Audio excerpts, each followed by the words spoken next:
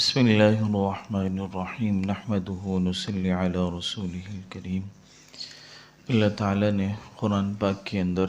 جہاں اور احکامات دیے ہیں ان میں سے ایک حکم یہ بھی دیا ہے، یا ایہا الذین آمنوا اذکروا اللہ ذکرا کثیرا،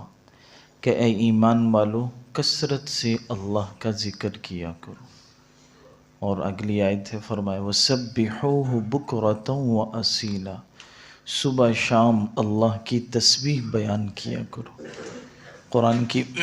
بہت ساری آیات میں اللہ نے اس کا حکم دیا ہے کہ کثرت سے اللہ کا ذکر کرو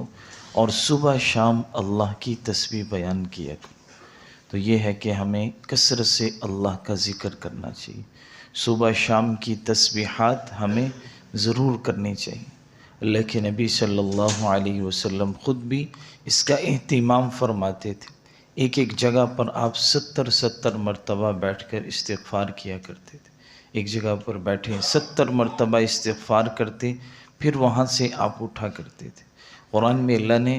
حضور صلی اللہ علیہ وسلم کو حکم دیا کہ آپ بھی استغفار کیجیے، حالانکہ ہمارے نبی صلی اللہ علیہ وسلم معصوم ہیں،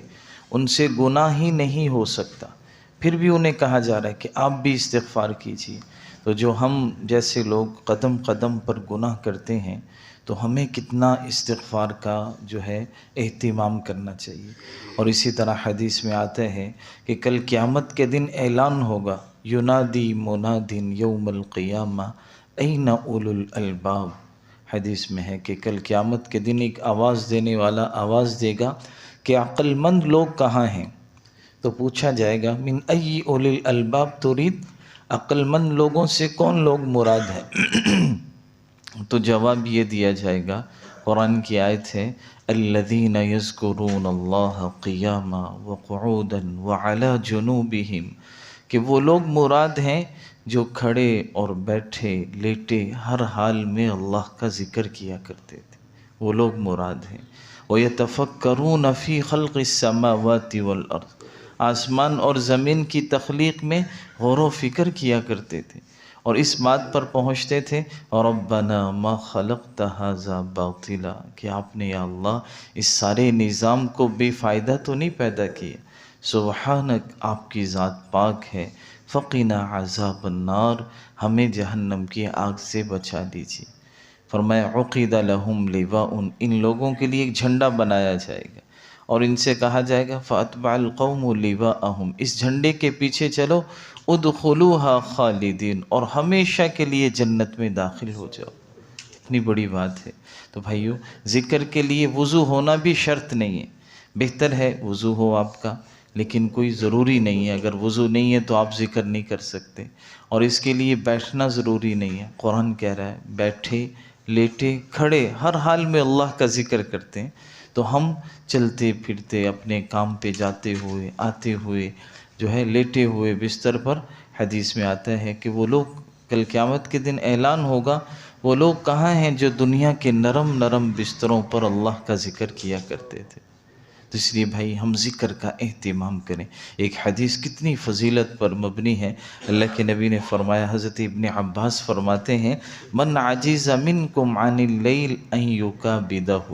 کہ جو تم میں سے اس بات سے عاجز ہو کہ وہ راتوں کو محنت کرے، لمبی لمبی عبادات کرے،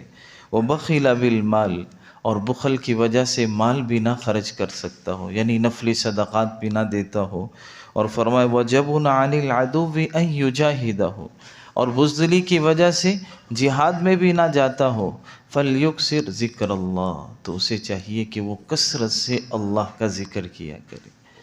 تو یہ ہے کہ بھائی ہم نیت کر لیں انشاءاللہ۔ کچھ کلمات ایسے ہیں جو اللہ کے نبی نے حدیث میں بیان فرمائے ہیں، ان کو ہم یاد کریں، وہ کلمے پڑھا کریں۔ حدیث میں آپ نے فرمایا، بخاری صحیح بخاری شریف کی جو آخری روایت ہے وہ یہ ہے کہ حضرت اللہ کے نبی نے فرمایا کلمتان خفیفتان علی اللسان، دو کلمے ہیں جو زبان پر بہت ہلکے ہیں، یعنی پڑھنے میں کوئی دشواری نہیں ہوتی، ان کو یاد کرنا آسان ہے، ہر آدمی آسان کر سکتا ہے، یاد کر سکتا ہے۔ تو فرمایا کلمتان خفیفتان علی اللسان، دو کلمے ہیں زبان پر بہت ہلکے ہیں، ثقیلتان فی المیزان، لیکن ترازو میں بہت وزنی ہیں، اور حبیبتان الی الرحمن، اللہ کو بہت پسند ہیں وہ۔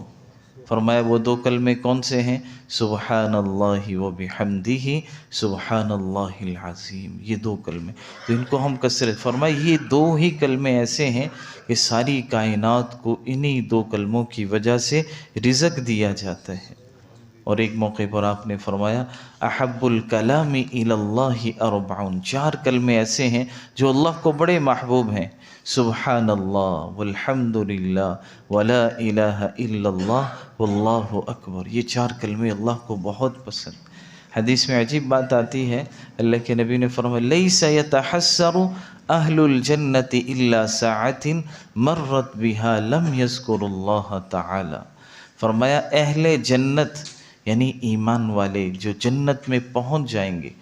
جنت میں پہنچ کر بھی انہیں ایک چیز کا افسوس ہوگا۔ یہ تو وہ لوگ ہیں جو جنت میں پہنچ گئے، یہ بھی افسوس کریں گے۔ اللہ نہ کرے کوئی جنت میں نہیں پہنچ پائے گا تو وہ کیا کرے گا، اس کی جو ہے یعنی حسرت ہے، وہ تو اس کا تو اندازہ ہی نہیں لگا سکتے۔ یہ جنتی لوگ جنت میں پہنچنے کے بعد بھی حسرت کریں گے ایک بات پر، لیس یتحسر اہل الجنۃ الا ساعۃ مرت بها لم یذکر اللہ تعالی، جنتی لوگ اس بات پر حسرت کریں گے، ان کی جو گھڑی اللہ کے ذکر کے بغیر دنیا میں گزر گئی ہوگی اس پر وہ حسرت کر رہے ہوں گے، کاش کہ اس میں بھی ہم اللہ کا ذکر کر لیتے۔ اور بھی کئی ایسے کلمے ہیں جن کی بڑی فضیلت ہے، رکوع کے بعد جب بھی کھڑے ہوا کریں تو جیسے سمیع اللہ لمن حمدہ ربنا لک الحمد، اس کے بعد یہ الفاظ بھی بول لیا کریں، حمدن کثیرا طیبا مبارکا فی، ان کی حدیث مبارکہ میں صحیح بخاری میں روایت ہے کہ ان کی بہت فضیلت ہے۔ اللہ کے نبی نے، ایک صحابی نے یہ پیچھے کلمے کہے، نماز کے بعد آپ نے کہا کس نے یہ کلمے کہے؟ تو ایک صحابی نے عرض کیا کہ یا رسول اللہ میں نے عرض کی، تو آپ نے فرمایا کہ میں نے دیکھا 12 فرشتے ان کلمات کو لینے کے لیے، ان کا ثواب لکھنے کے لیے تمہاری طرف دوڑتے ہوئے میں نے ان کو دیکھا ہے۔ کتنی بڑی بات۔ ایک موقع پر آخری حدیث، حضرت جویریہ فرماتی ہیں کہ میں حضور صلی اللہ علیہ وسلم کے گھر میں تھی، آپ علیہ السلام میرے پاس سے خرج من عندها بکرتن، میرے پاس سے صبح کی نماز کے لیے مسجد گئے، اور میں ہی نصلی الصبح وهو فی مسجدها، جب آپ نکلے تو میں مصلی پر بیٹھی ہوئی تھی اور جو ہے فجر کی نماز ادا کر رہی تھی، ثم رجع بعد ان اضحى، اور حضور کی واپسی چاشت کے وقت ہوئی، چاشت کے بعد یعنی دوپہر کے وقت کا تھا کہ میں اسی طرح مصلی پر بیٹھی ہوئی اللہ کا ذکر کر رہی تھی۔ اندازہ لگائیے کہ صحابیات کتنی دیر بیٹھے بیٹھے اللہ کا ذکر کرتی تھی۔ پھر فرماتی ہیں حضور نے مجھ سے کہا ما زالت علی الحال التي فارقتك علیہا، کیا جس وقت میں تجھے چھوڑ کے گیا تھا جس حال پہ تم اسی حال پر بیٹھی ہو؟ آپ نے پوچھا، کہتی میں نے کہا قالت نعم یا رسول اللہ، یا رسول اللہ جی ہاں میں اسی حال پر بیٹھ کر اللہ کا ذکر کر رہی ہوں۔ تو آپ علیہ السلام نے خوش ہو کر فرمایا میں تمہیں 4 کلمے ایسے بتاتا ہوں، فرمایا لقد قلت بعدك 4 کلمات 3 مرات، میں نے تم سے جدا ہونے کے بعد 4 کلمے 3 مرتبہ کہے ہیں، لیکن تمہارے اس سارے ذکر پر وہ 4 کلمے وزن میں بھاری ہیں۔ پھر آپ نے وہ 4 کلمے بتائے، فرمایا 4 کلمے یہ ہیں، سبحان اللہ و بحمدہ عدد خلقی رضا نفسی وزینت عرشی و مداد کلماتی، کہ اللہ کی تسبیح جتنی اس کی مخلوق کی تعداد ہے اس کے مطابق اللہ کی تسبیح میں بیان کرتی ہوں، اللہ کی رضا کے مطابق، اس کے عرش کے وزن کے مطابق جو ہے میں اللہ کی تسبیح بیان کرتی ہوں۔ تو اس طرح اور بھی حدیث مبارکہ میں کئی ایسے الفاظ آتے ہیں، ہمیں چاہیے کہ ان مختصر الفاظ کو بھی ہم یاد کر لیں اور اسی طرح خوب اللہ کا ذکر کیا کریں۔ اللہ تعالی ہم سب کو عمل کی توفیق نصیب فرمائے۔